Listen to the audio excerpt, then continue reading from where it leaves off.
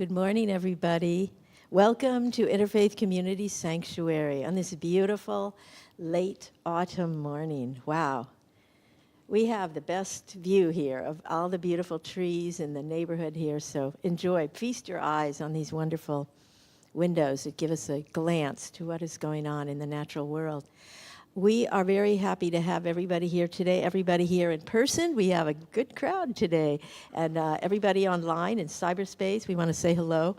Oh, there's a bell here. Let's see if I can get that to ring it. That's one of our traditions here, where we convene the meeting here, the service. Welcome all. Today is a very special service. Every first Sunday of every month, we have a service called Welcoming the Guest. And this is our chance to welcome people from our community, outside our community in the larger Seattle area. And we welcome people to share their spiritual paths and spiritual practices with us.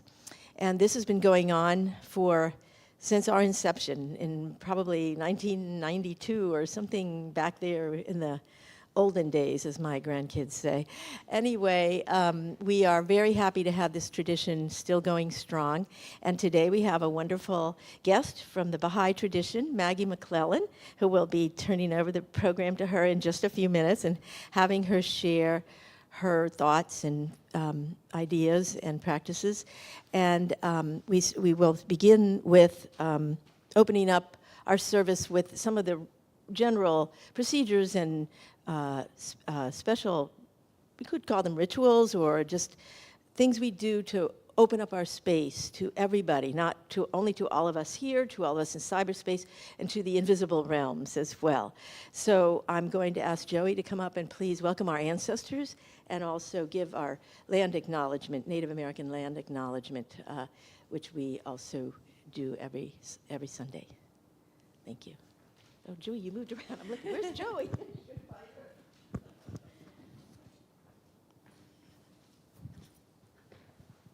Good morning. My name is Joey, and it's great to see some of the regular faces here today. Hi to you people online, and welcome to our guests. It's really wonderful to see this place filled up today.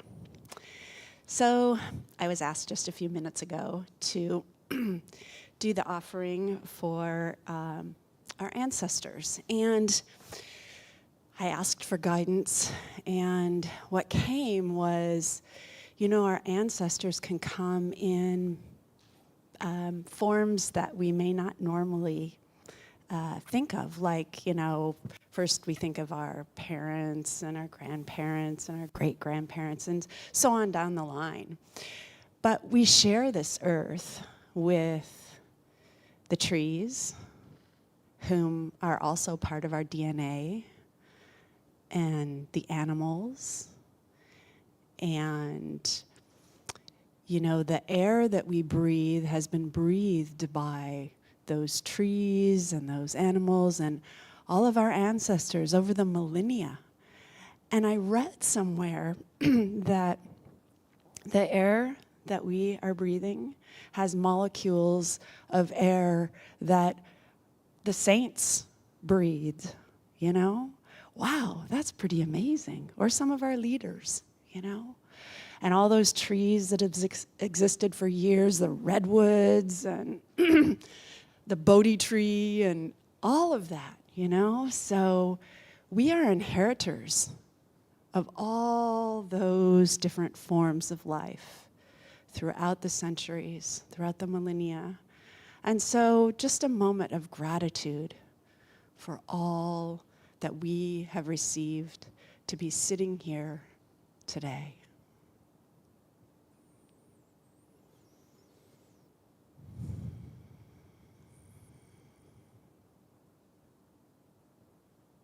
Amen.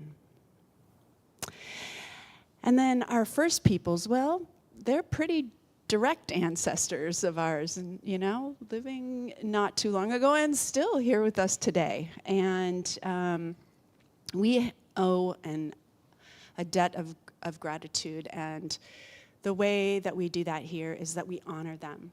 Every Sunday, we invite them in and we remember that they were on this land long before we were. They were caretakers of this beautiful place, and we are fortunate to be the inheritors of that. The Duwamish tribe is one that is local, that is still not recognized by the U.S. government, and we hope and pray that that happens in good time. And there is a Seswinkle is an elder here that provides services, a women's circle, and she has this tradition that she has shared with us, and so I'd like to just bring that into our circle today. So because we have some new people here, and I'll just sort of review it. So you take your hand to your heart, and then you bring in all of those things that might be troubling you or that you might be happy for, and you take those wishes and those dreams and those hurts into your hand, and you raise them up to the Spirit, and you say, "Aho!" And you bring the gift from the Spirit back down into your heart. May you be blessed in this way. Thank you.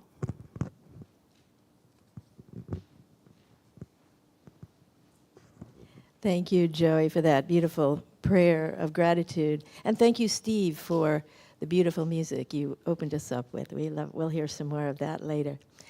And my name is Sally Jo. I think I forgot to say that before. And I'm going to do one final sort of offering that we do at the beginning of our services, which is our offering to the Divine Feminine. And we have a little altar of remembrance up here for the little green altar there with the Divine Feminine, with this candle that we light along with our other World Peace candles. And I'm going to do a reading today from St. Clare of Assisi, who was the kind of partner saint to St. Francis. She and St. Francis were very close friends and spiritual companions. We don't hear as much about her as we do about St. Francis, and as history has come down to us, but she was a very devoted, in the same order as St. Francis. She started the women's part of that order, the women's order. And this is called the Mirror of Eternity. Place your mind before the mirror of eternity. Place your soul in the brightness of His glory. Place your heart in the image of the divine essence, and transform yourself by contemplation utterly into the image of divinity, that you too may feel what divinity's friends feel as they taste the hidden sweetness that God Himself has set aside from the beginning for those who love God. Casting aside all things in this false and troubled world that ensnare those who love them blindly, give all your love to God, who gave God's self in all for you to love, whose beauty the sun and moon admire, and whose gifts are abundant and precious and grand without end. So as we end this Thanksgiving weekend here, I think we can all feel very grateful and very in communion with each other over the gratitude, the incredible, infinite gratitude that we can feel for the gifts that divinity, the one, the Creator, has blessed us all with. And thank you so much. Now I'm going to have Imam Jamal introduce our, did I miss something? Oh, we have some music. Sorry, I wasn't looking at my... Well, why don't you introduce Maggie first, and then she can do... You want to put that later? Yeah, well, you'll see it. Okay. It's up to you. That's great. So, but I want Jamal to introduce our guest, Maggie, who's been his friend for so long. Thank you so much, Sally Jo. My dear friends, it gives me immense joy, heartfelt joy. Shall I say, gives me honor and pleasure to introduce Maggie, because I was asking her when she came in, do you remember the first time you came here? Over 20 years we've known each other. Many of you don't know that early in our ministry, Interfaith Community Sanctuary, we were intensively, extensively involved with the Baha'i community. So many different programs. And then a very successful Sunday service childcare program, if you remember that. Very, very, very beautiful. And who was the one who made all this happen, this magic manifest? Maggie. Besides that, she was our guide, our teacher. Now, she'll be very modest because, you know, in the Baha'i faith, they say that between God and the human, there is no intermediary. But she really was a wonderful, wonderful intermediary. Now, I would be amiss if I don't mention our late beloved Karen Lindquist. She was one who was, and those who remember her, she was fascinated by the Baha'i faith. And she was so involved in studying the Baha'i faith, and she would always carry with her, and I brought it with me, this book, Baha'i Prayers. And over the years, I've heard so many Baha'i prayers. I've been to conferences with Karen, and she would say, Jamal, you read this Baha'i prayer. And I've read many Baha'i prayers. So I know that Karen is blessing us. So if you read the introduction to Maggie in the flyer, you'll see that she says she has 2 cats, 2 nieces, 2 brothers. So I was thinking just today, how can I describe her in 2 words? Maggie is a beloved friend of Interfaith Community Sanctuary. Let's give her a wonderful hand. That's the best introduction I've ever gotten. It might be the only introduction I've ever gotten. Thank you.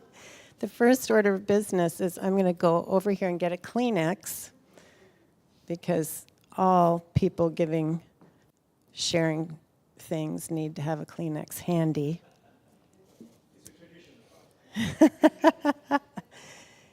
And you know, everything you said made me think of a new thing I could talk about or share. This has been happening to me for weeks, trying to pin down what to share here. It's been kind of a struggle, to be honest.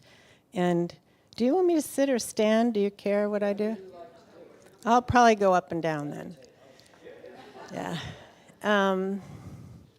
I first proposed that I would have the topic be growing up Baha'i. And I thought, oh, people are going to think that's so interesting. They're going to want to know about that. And then the election happened, and I felt a kind of despondency, even fear, kind of anxiety around me. And I thought, well, I should talk about the Baha'i perspective on the destiny of America. And I'm going to cut right to the chase and just say it, that the Baha'i sacred writings not only have a very positive, delightful vision of the future and the destiny of humanity, but also America has a special role to play in that destiny. And I'll read a quote later about that. But so we're saddened by all the circumstances in the world and in this country, the injustice and such, you know all about that darkness. We're not confused by it, and we're not feeling hopeless about it. So we always have hope remaining. And, you know, underneath whatever's going on in our personal lives and in the world, we have joy. So, getting to my original topic, growing up Baha'i, as I was preparing this, I just kept coming back to those childhood memories and this filter of my childhood. So, and I know that a lot of people here in this interfaith community came because of maybe a dissatisfaction with their religion of origin, or they're seeking for something different or more, trying to piece together what felt right for them. So I want to just say how much I respect that, and that one of the tenets of the Baha'i faith is independent investigation of truth. So even if you grow up in a Baha'i family, you're expected to make your own decision about whether that's true. For me, it's not so much a matter of whether it's comfortable for me or it's a fit, but rather whether it's true, whether this religion actually is divine in origin or not. And so, as an adult, I've gone through all kinds of a long process in studying the writings, trying to recognize my own limitation of understanding, having to have faith in certain aspects that maybe I couldn't comprehend. And for me, that's actually the existence of God has been the one thing that's so hard for me to really be fully sure about, because I just can't understand why why anybody would want to be so distinct and alone and out there, doing everything by himself kind of thing. I just can't grasp the otherness of God. But so what the Baha'i writings help me accept is that God is completely beyond the realm of human conception or understanding, first of all. So, okay, I don't need to keep trying. It's never going to happen. Just let that go. And that even though God is unknowable in that sense, that God is knowable everywhere in every aspect of, the universe and the way people are, the way nature is, and animals, which I adore. For me, looking at animals is probably the greatest proof of God to me, because I just find them so amazing and delightful, all loving. So I want to then start with a Baha'i prayer I learned as a child, but I didn't memorize it. And I'm going to start with a few prayers, and then they kind of segue into a couple of main principles from the Baha'i faith. And I'll then touch on the destiny of America, just to read you a couple of quotes rather than just my own words. And then we wanted to conclude with a little devotional for Karen Lindquist. So we'll just have a few prayers in her honor. And then if people have questions, that would be great, because I do want to I would prefer to direct my comments to things you guys actually want to know about. So hopefully I can be succinct. And this is my friend Shada. Come in. You guys find a seat anywhere? And Ramin, her son. So here's the first little prayer, and I wanted to say it because of the space we're in and because of your community. Blessed is the spot, and the house, and the place, and the city, and the heart, and the mountain, and the refuge, and the cave, and the valley, and the land, and the sea, and the island, and the meadow, where mention of God hath been made, and his praise glorified.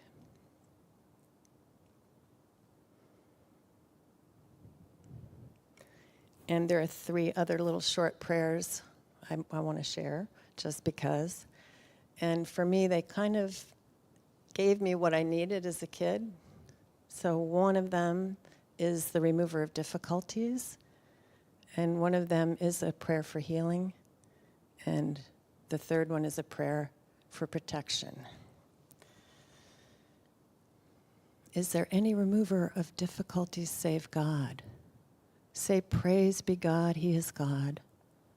All are his servants, and all abide by his bidding.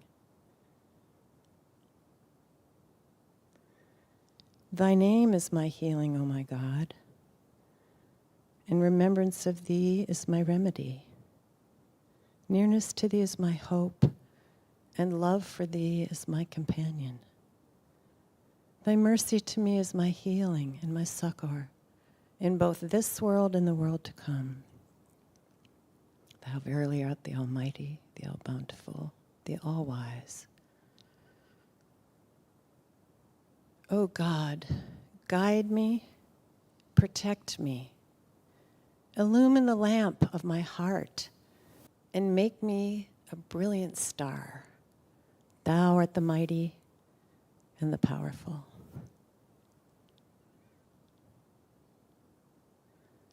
And that prayer was my favorite. As an adult, actually, I just feel like it covers everything. Like, guide me, protect me, illumine the lamp of my heart. And I take that two ways. One, to allow my love to shine. And also I take that as to refer to wisdom, illumination. And make me a brilliant star. It's like permission to shine. It's permission to have all my gems come out and take space in the world, and it's okay. So that's part of my background as a Baha'i. I loved Jamal's, I don't know if you would call it a sermon, a talk 2 weeks ago.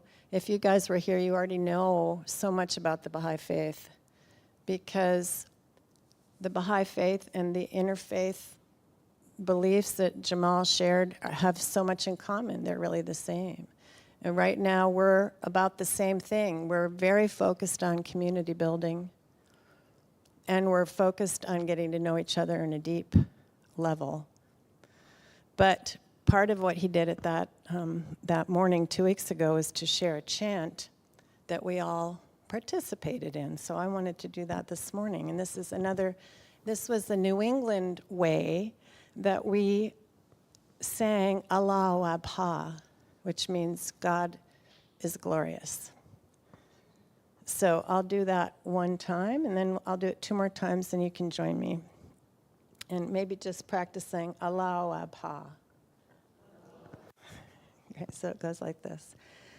Allah Abha, Allah Abha, Allah Abha, Allah Abha, Allah Abha, Allah Abha, Allah Abha, Allah Abha, Allah Abha, Allah Abha, Allah Abha, Allah Abha.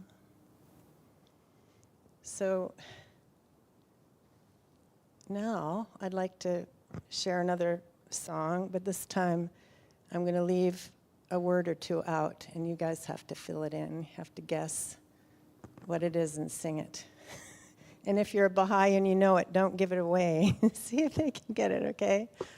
And from this song, you know, it covers sort of the core principles of the Baha'i faith in a nutshell. And so this is how, I guess, as kids, you know, we learned things. We learned things through these fun songs and these short prayers. But somehow the main points got infused. So, ready? God is one, man is one, and all the religions are. Good job. Land and sea, hill and valley, under the beautiful. Good job. Now, don't guess on this one. God is one, man is one, and all the religions agree. When everyone learns the three onenesses, we'll have world. Good job, unity. When everyone learns the three onenesses, we'll have world unity. Very good. That's great. God is one, man is one, and all the religions are one. Land and sea, hill and valley, under the beautiful sun. God is one, man is one, and all the religions agree to each other. When everyone learns the three onenesses, we'll have world unity. When everyone learns the three onenesses, we'll have world unity. So clearly these three teachings are central to the Baha'i doctrine. Would you have it? One God, unknowable, as we already referred to.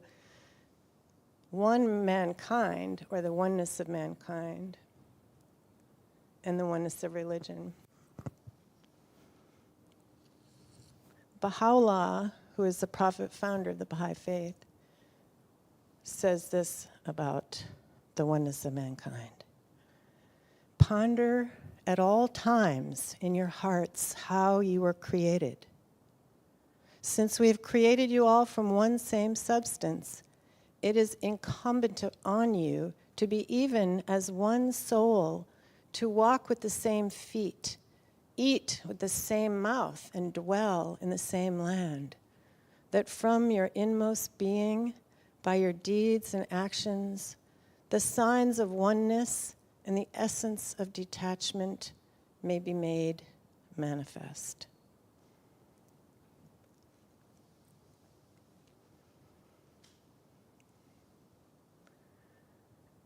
There are so many writings about the implications of the oneness of humanity. I'm still trying to sort of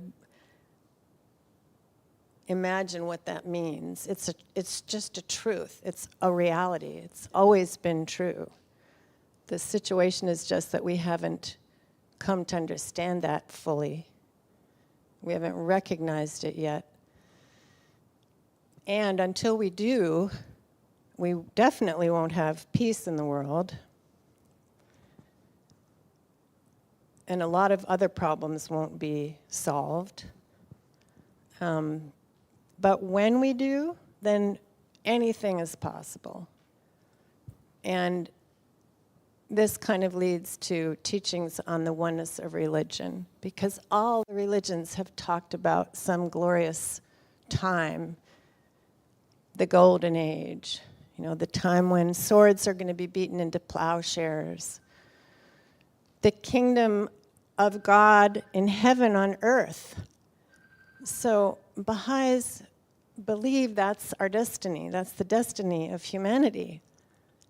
And that all the religions have talked about that. And in fact, that all religions are one. And I had in my mind that there were these icons, the symbols of the different great faiths in the world up here. In my mind, I totally saw it, and I thought I was going to be pointing to them today. But I want us to try to conjure them up. So if we start with, I think there was a symbol for Zoroastrianism. And then what might have been next? Hinduism, perhaps? Buddhism. So I don't know what those symbols would have been. For Judaism, would that have been a star? Christianity would be a cross right here. And then Islam, would that be the moon? The crescent moon and a star. And then a 9-pointed star, which is the Baha'i symbol. And by the way, Baha'u'llah was descended from Abraham, in case you weren't aware of that, on both sides. So we consider the Baha'i faith one of the Abrahamic faiths. So let's see where I was going with this. So we've covered one God, this incredible importance of recognizing our oneness. And my favorite topic today is this oneness of religion, because if you're looking at this arc of these religions, they're all leading to the same destiny. They're all guiding humanity from a kind of child state of development further and further along, step by step, till this golden age, till this heaven on earth time. And they never have disagreed. Their spiritual teachings about how to be a good person, how to treat each other, have all been the same. The only thing that's changed has been these social teachings that were very geared towards the time in which they came. They weren't all descended on earth at one time in the same place. They came to a specific place at a specific time with specific social teachings. And now we're at this incredible point in our history. It's like we're at the end of our adolescence, when for the first time we can actually visualize world unity. We can visualize peace. It wouldn't have made any sense if Moses had come along and said, you need to think about world government. But now we have this instant communication around the world, and it's the time, and I'm going to see, I think I might have a nice quote on that. Well, Baha'u'llah says, this is the changeless faith of God, eternal in the past, eternal in the future. It's all one process, and we're kind of in a very exciting time right now. God's purpose is none other than to usher in ways he alone can bring about, and the full significance of which he alone can fathom, the golden age of a long divided, a long afflicted humanity. Its present state, indeed, even its immediate future, is dark, distressingly dark.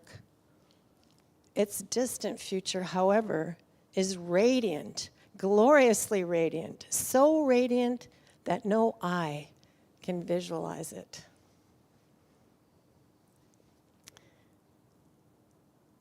That was a quote by Shoghi Effendi, and I just want to mention that Shoghi Effendi was at a certain time appointed the head of the Baha'i faith, and his role was basically to unroll all of the administrative order of Baha'u'llah.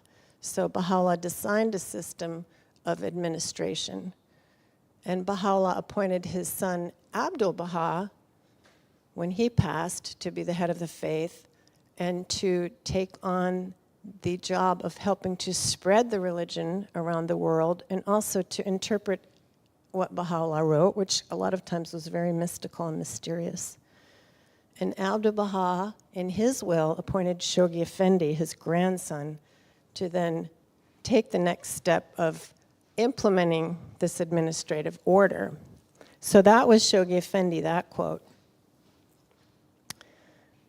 And one more, because I don't want to discourage you with the darkness part, I want to read what Baha'u'llah says. He says, these fruitless strifes, these ruinous wars shall pass away, and the most great peace shall come.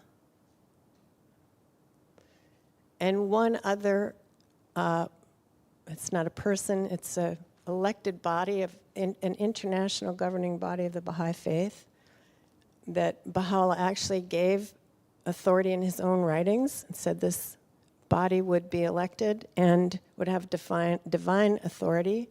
So Baha'is always turn towards the House of Justice. This is what we call this body. If we have any question or,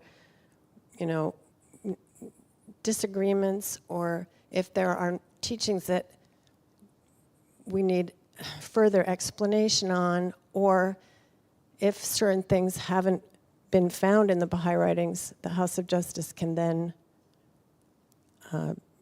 actually create a law if they need to. They can't change anything in the Baha'i sacred text, but they can supplement.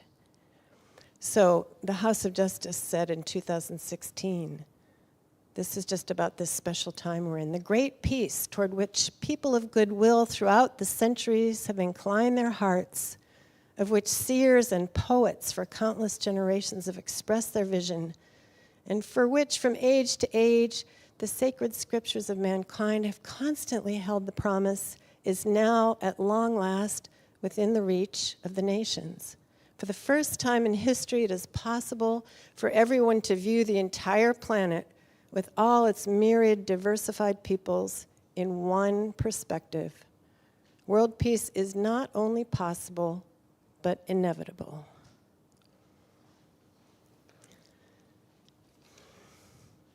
And just because I said my topic was the destiny of America, I feel obligated to touch on that a teeny bit more. This is the vision, and this is, again, the Universal House of Justice. The American nation, Baha'is believe, will evolve, now pay attention, you're not going to believe this, through tests and trials to become a land of spiritual distinction and leadership, a champion of justice and unity among all peoples and nations, and a powerful servant of the cause of everlasting peace. This is the peace promised by God in the sacred texts of the world's religions. So why do you think that could be true? I mean, do you think it's because of how great we are here? Do you think it's because we deserve that? Have we shown that we're just so loving and kind and wonderful to everybody in our country that it's obvious that we're going to lead the world spiritually on this path? The tensions, divisions, and injustices that currently beset America are symptoms of a long-standing illness. The nation is afflicted with a deep spiritual disorder, manifest in rampant materialism, widespread moral decay, and deeply ingrained racial prejudice. The resolution to these challenges lies in recognizing and embracing the truth at the heart of Baha'u'llah's revelation, the incontrovertible truth that humanity is one. Ignorance of this truth is itself a form of oppression, for without it, it is impossible to build a truly just and peaceful world. So, it's not because we deserve it or that we're so great. It's probably because we're so bad. It's because we're kind of a cesspool that we actually have this potential to shine so outstandingly that if we make these moves towards solving these isms, this racism, this materialism, and this nationalism, this will be so outstanding that we have the potential to set a really amazing example. So all of us, not just the Baha'is, but all of us need to work on understanding our oneness, applying that to everything we do in our life and our work and in our communities. We need to create havens where we practice this, where we practice unity, where we model oneness. Another part of the success, I think, requires some spark of the divine, some spirit. So in these communities we're trying to build, we need to attract the hearts to God or to the divine, however you want to refer to it. And we need to educate our children to understand that they're spiritual being and to love people of all different colors and sizes and shapes. So Baha'i communities are working on that, and we really want to work together with other communities. So a few more thoughts. If you look through history at these, when transformation has happened, when great changes have taken place, it is often in a horrible situation. It's through trial and trauma and suffering and pounding that there emerges something wonderful. And so this may be what's happening in our country right now, is we have this challenge. We have this challenge to go from the worst to the most shining. But we all need to take steps and take action. And another teaching in the Baha'i writings is that the reason we have religion, the reason that Zoroaster and Krishna and Hindu and the Buddha and Moses and Jesus and Muhammad and Baha'u'llah were sent to give us this divine revelation, these guidance, and also renewing the spiritual messages is because those special personages, those divinely guided souls, inspire us by who they are. We wouldn't just get all these ideas and this strength and have the strength to take a step in this horrible situation if we didn't have inspiration. And if you look at their lives, they sacrificed everything. They gave their life up for these teachings to share. They didn't get paid. They didn't have, rewards. In fact, they were usually killed or put in prison. And Baha'u'llah was exiled and imprisoned for 40 years before he died. So we have their lives as inspiration as well as their revelation. And Baha'u'llah's revelation is vast like an ocean. I can't even begin to tell you how large that is. If you're curious to dip in, you'll need a snorkel or something for sure. Lots of deep breaths. So I think I'll stop there, and I'll ask Shada and Martha Root is here, and Jonathan, if you guys could come up, and we'll have a few prayers in honor of dear Karen Lindquist, and then we'll have 10 minutes or so for questions if you guys have any. So thank you. Come on. I have your prayer, Jonathan. And Shada, do you guys want to stand maybe? Or sit? I don't know. I don't think you need this microphone. She was chant, and she has a very strong voice. Maybe you need to, so those guys can. Yeah. All right. So just let's start with Jonathan. He's going to read a prayer for. No, wait. Sorry. I want to start with Martha Root. She's going to sing a hidden word from Baha'u'llah, and then Jonathan is going to say in English a prayer for the departed. And then Shada is going to chant in Persian a prayer for the departed. Arabic. Oh, wonderful. Arabic. No, that's great. Yeah, so just in case I didn't have the mic up, Martha Root's going to sing a hidden word of Baha'u'llah. These are little gems of wisdom. And Jonathan will read a prayer for the departed in English, and then Shada will chant a prayer in Arabic.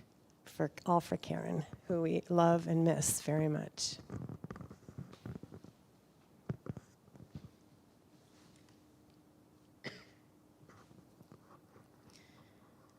O Son of Spirit,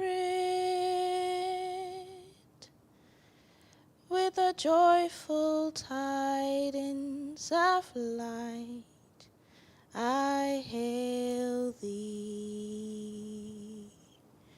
I hail thee,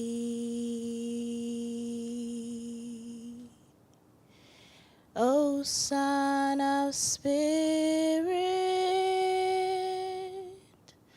with the joyful tidings of light, I hail thee. I hail thee.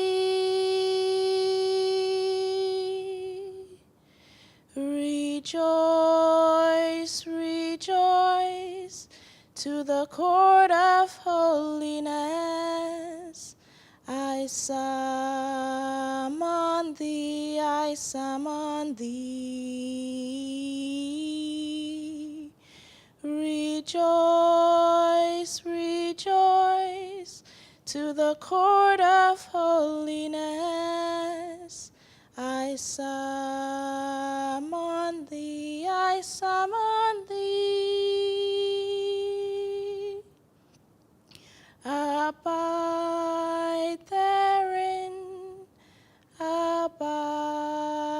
therein, that thou mayest live in peace forevermore. Abide therein,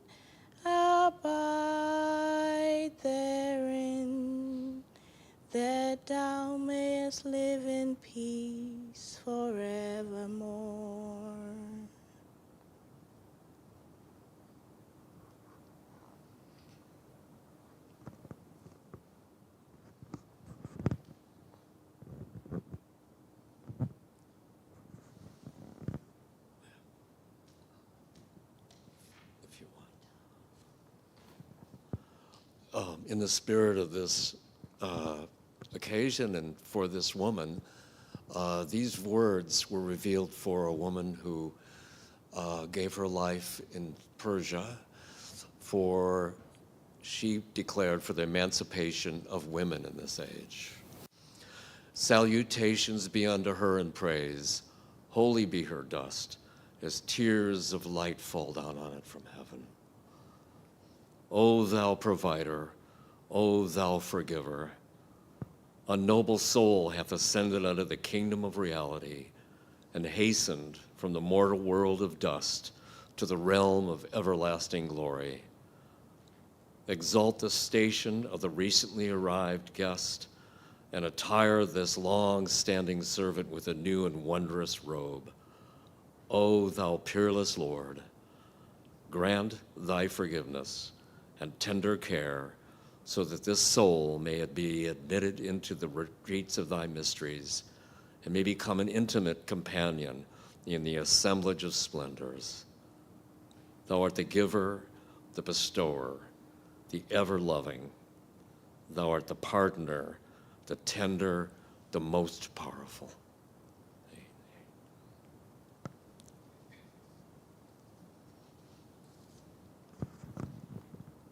Allah Rabbona wa Rabbul Arshil Azim. Allah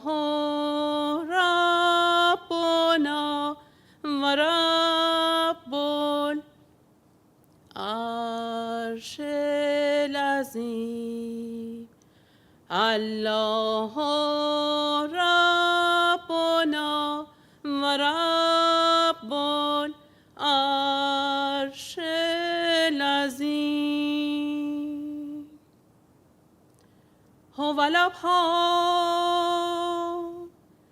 ey dordane bahre mahabbatullah.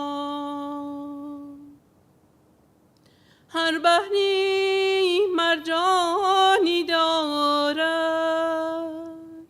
و هر صدفی لؤلؤ غلتانی. دریای عشق الهی دردانش قلوب دوستان حقیقی و یاران معنویست. پس بکوش که دری مکنون گردی و لؤلؤ متلألع مخزون و البها عليك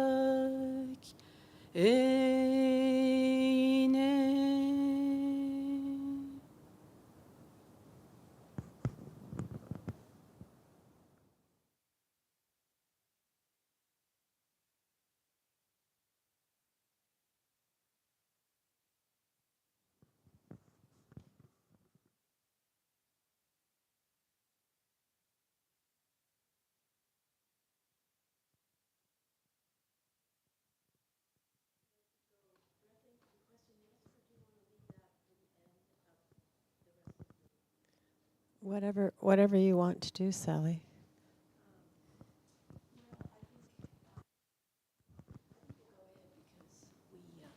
We turn off and people are more open to that. Okay, so thank you so much. Wow, that was just gorgeous and beautiful, and I'm sure that Reverend Karen received that offering from all of us. It was very moving. Thank you. Steve, why don't you play us a little bit of contemplative music, and we'll kind of finish up our thing, and then we'll go into your question period. Thank you.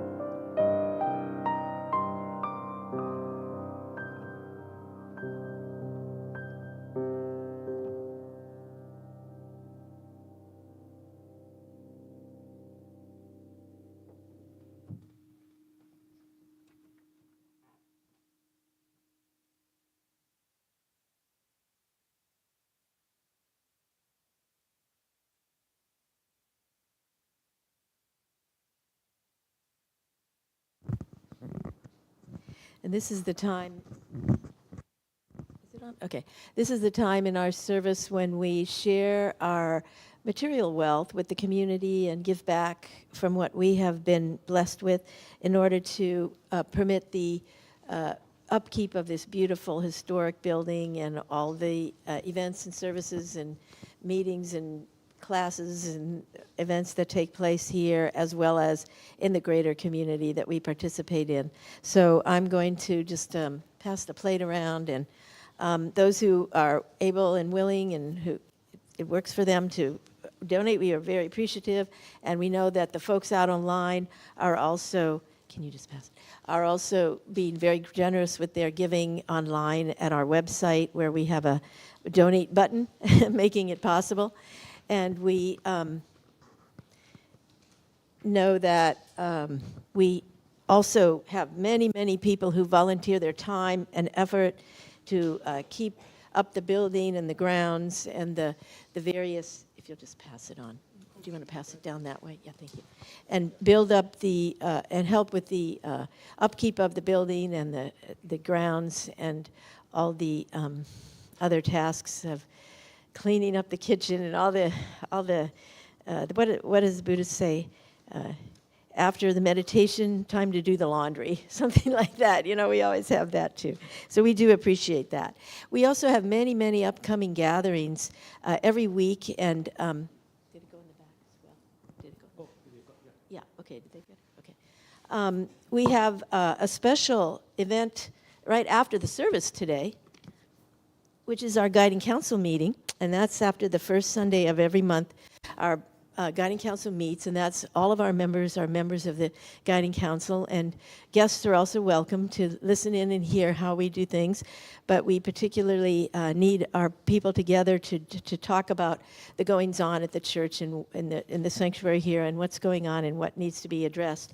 We also have classes pretty much every day of the week, and sometimes more than one, where we share teachings and learning and inspiration. We read sacred scriptures, have meditation groups, and all these things are listed on our website, where there's a Native American medicine circle for women, and once a month also for all people, men, women, and children, that Siswinkle leads, and we mentioned Siswinkle earlier, a member of our community who's also a Native American. We have this coming Saturday, December 7th, our holiday concert and bazaar. And it's a fundraising event where all the, whatever, we're having a bake sale. There'll be a craft bazaar where some people are bringing some crafts. I know that Lila, who's been in hospital recently but is a wonderful jeweler, she will be bringing some of her crafts. And by the way, any jewelry that's sold on that day will go to her healthcare fund. That she is needing help with because of her recent health problems and surgery. But the concert will be upstairs here in the sanctuary, and we'll begin at 1 o'clock with the folk voice band, Phil and Birgit, who were playing here just a couple of weeks ago. They will open up our festivities with some, very uplifting music from Eastern Europe and everywhere. They're just an international group. And then we'll have some other musical offerings up here in the sanctuary. And then downstairs there'll be a bake sale, there'll be a craft bazaar, and general time to get together and visit and be together in community. So I have some flyers, and I've sent out an announcement. I'm going to be sending out another announcement tomorrow morning, which you can also send to your friends, and all are welcome. The public is welcome, and we'd love to have people just drop in and have a fun afternoon from 1 to 4 on Saturday, December 7th. That's a special event for the season. And as I said, the other groups that we meet every week, you can find on our website. I don't think I'll take the time to go into every one of them, but there are all variety of things, and we encourage you to look into what might be most appealing and most needed in your spiritual journey right now. I do want to give us all, and Maggie and her wonderful colleagues and friends here, a chance to answer some questions. Yeah, go ahead. So my dear friends, very quickly, one more very important event that has been a tradition every year since 2001, setting sacred intentions. This is going to happen on January 1st from 2 to 3:30, and a reception is downstairs with, friendship over food and drink. But in the past, we used to have the Interfaith Amigos, myself, Rabbi Ted Falcon, and then Pastor Don McKenzie, talking about setting sacred intentions for the new year. How many of you have attended that? Terrific. So we'll have it this year also on January 1st from 2 to 3:30. Thank you, Sally Jo. Just very quickly, I'd also like to invite you to donate to our Ballard Food Bank.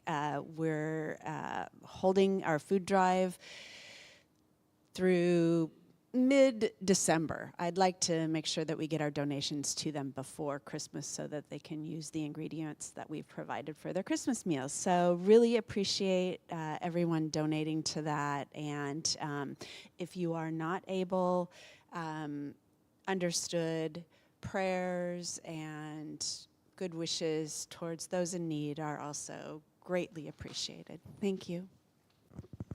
Right, and then next Sunday, of course, at 10 a.m., we have our regular Sunday service, and the second Sunday of the month is always the Universal Worship, which is offered by Michael Douglas, Joey Klein, and Rich Ater, and that's where we have our altar with the many, many different religions and represented and scriptures read from those traditions. So we welcome you to that next Sunday at 10 a.m.